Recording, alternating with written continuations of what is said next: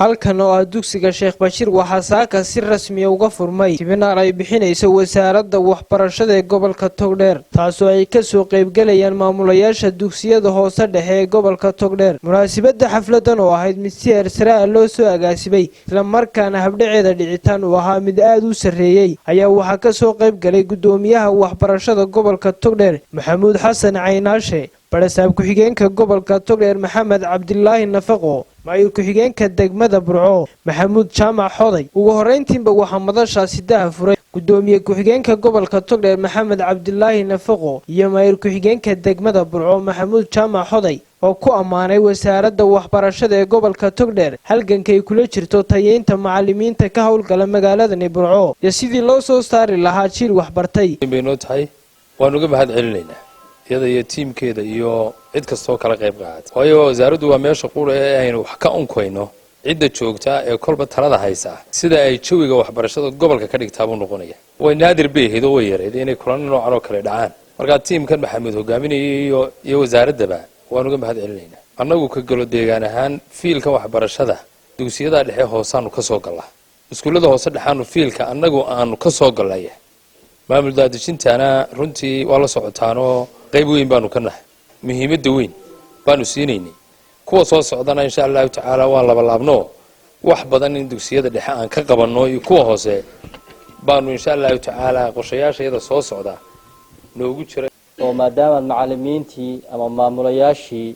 aad tihiin iskuulada intaaba aad ku soo dhex jirteen sida wax loo maamulo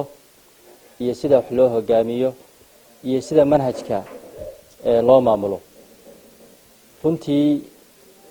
waxaan filayaa muddada 3 cisho ah inaad wax badan ka faa'iidi doontaan ama wax badan kala faa'iideysan doontaan insha Allah taala muddada la sheegay waa muddo yar laakiin nuxurka ku jira ama nuxurka ku duugan ayaa wuxuu yahay wax qiimo badan sidaa darteed ayaa loo baahan yahay inaad ka faa'iideysataan oo dhug u yeelataan si aad ugu gudbisaan iskuuladii aad ka timaadeen ama ugu maamushaan ama aad ugu hogaamisaan insha Allah taala macallimku qiimo badan ayuu ka leeyahay bulshada dhanka kale gudoomiyaha wasaaradda waxbarashada ee gobolka Togdheer Maxamuud Xasan Caynaashe ayaa ka warbixiyay ujeedka seminaarkan uu daaran yahay ay u qabteen maamulayaasha dugsiyada hoose dhexe ee gobolka Togdheer iyo waqtigu socon doono aad iyo aad baan idin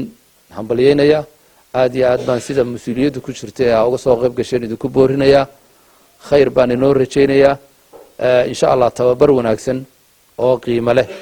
wasaaradii waxbarashaduna mar haday maanta iyadoo aan cidina ka gacan siinayn inoo qabatay waxaan filaynaa inay qaar badan oo kalena hadii alla yiraahdo aan idin qaban doono waa fursad naadira